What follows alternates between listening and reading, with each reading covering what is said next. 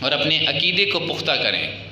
آج کی باتیں دماغوں کے اندر کیا کچھ ڈالتی ہیں، اللہ اکبر، اللہ کریم ہم سب کو ہدایت عطا فرمائے، ان باتوں سے دور رہیں۔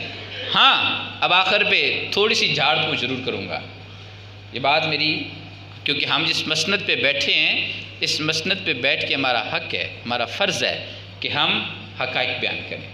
اب ربیع الاول شریف آ گیا، یہ ربیع الاول شریف انشاءاللہ 1-2 دن میں چاند طلوع ہوگا تو ربیع الاول سٹارٹ ہو جائے گا۔ تو کیا ربیع الاول کی محبت کا تقاضا یہی ہے کہ صرف 12 دن گھروں میں محفل نعت کی جائے اور پورا سال نمازوں کو بھول جایا جائے؟ کیا ربیع الاول اس چیز کا تقاضا کرتی ہے؟ کیا ربیع الاول یہ بات کہتی ہے کہ 12 دن نعتیں پڑھ لو تو جنت میں چلے جاؤ گے؟ جبکہ ہم سنتوں کی دھجیاں اڑا دیتے ہیں، ہم نمازیں نہیں پڑھتے، لوگوں کے حقوق ہم کھا جاتے ہیں، اور پھر حرام کما کے ہم اس سے محفل سٹیج بنا کر پھر وہاں پر ان نعت خوانوں کو بلاتے ہیں جو نماز خود نہیں پڑھتے، جن کو وضو کا نہیں پتہ، اور وہاں پر وہ جنت کے ٹکٹ دے رہے ہوتے ہیں۔ تو مجھے بتائیں، کیا یہ میلاد کا یہی معنی تھا؟ کیا عید میلاد النبی اس لیے آئی تھی کہ ہم یہ کام کریں؟ نہیں، عید میلاد النبی کا مطلب یہ نہیں ہے۔ خوشی کا اظہار، جو اپنا اظہار کرنا ہے وہ اپنی جگہ ہے، اس سے انکار نہیں ہے، لیکن اس خوشی کے اظہار کے ساتھ یہ جو ہمارے ہاں تقریب کاریاں شروع ہو گئی یہ غلط ہے۔ میری اس بات سے یہ مت سمجھے کہ ہمیں اظہار نہیں کرنا چاہیے۔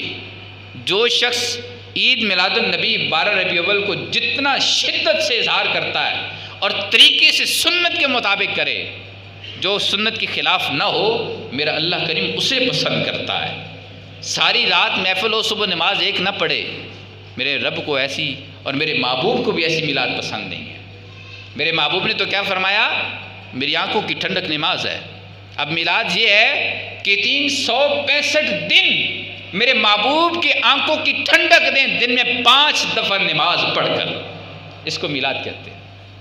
لیکن یہ جو میلاد ہے، اس میلاد پہ ہم خوشیاں گج بج کے منائیں گے، ہم اپنے گھروں کو چراغاں کریں گے، یہ ہمارے ایمان کا حصہ ہے، لیکن اس کے ساتھ ساتھ یہ ضرور یاد رکھیں ہماری میلاد سے کسی کو تنگی نہ ہو، ہماری خوشی کے ساتھ کسی کو جو اس کو ویسے بنتا ہے، ابلیس کو بنا تھا بنا رہے، ہمیں اسے غرض نہیں ہے، وہ جو جلتا ہے جلتا رہے، ہمیں سے ٹینشن بھی نہیں ہے، لیکن ہماری میلاد سے لوگوں کے گھروں میں تکلیف ہو، یہ غلط ہے۔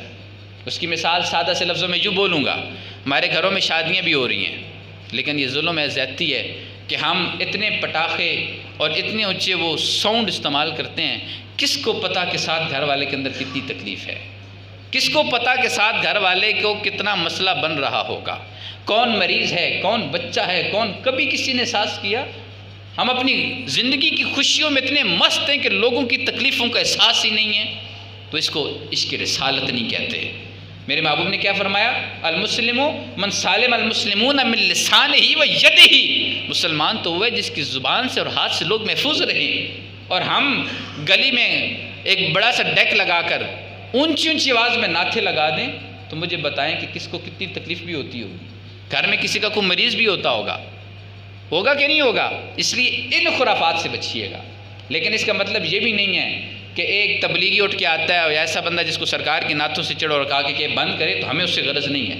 ہمیں غرض ہے کسی کو جسمانی تکلیف نہ ہو، دلی دماغی تکلیف تو ابلیس سے لے کر آج تک ہے، وہ تو رہے گی، اس کو ختم نہیں کر سکتے ہم، لیکن ہم ان چیزوں سے بچیں گے جس کی وجہ سے کہ ہم اللہ کے رسول کے ہم مجرم نہ بن جائیں۔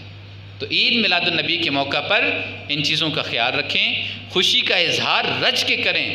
اللہ کے حبیب نے ہر سمار کو روزہ رکھا، سوال وہ کیوں روزہ رکھتے ہیں؟ سرکار نے فرمایا میں پیدا ہوا تھا، اس خوشی میں روزہ رکھتا ہوں۔ پھر جب 12 ربیع الاول دن آیا تھا تو آپ نے غالباً بکرا بھی ذبح کیا، تقسیم کیا، یہ خوشی کا اظہار تھا۔ تو یہ اظہار کرنا یہ محبت کی نشانی، جو جس کو جتنی محبت ہے، لیکن اس محبت کے اظہار میں حرام کو حلال کے ساتھ مکس کرنا یہ جائز نہیں ہے۔ تو میری ان باتوں کا صرف نچوڑ یہ ہے، ہم عید میلاد النبی پہ خوشیاں منائیں گے، لیکن ہماری خوشی سے کسی کو تکلیف ہو تو ہم اللہ کے رسول کے مجرم بن جائیں گے۔ ہم نے ایسا کچھ نہیں کرنا، ہم طریقے سے چلیں گے، خوشی کا اظہار کریں گے، گلیوں میں نعتیں پڑھتے چلے جائیں گے، لیکن کسی کو تکلیف نہیں دیں گے، ہم کسی کے لیے اذیت نہیں پیدا کریں گے۔ یہی اللہ کے حبیب سے سچا پیار ہے۔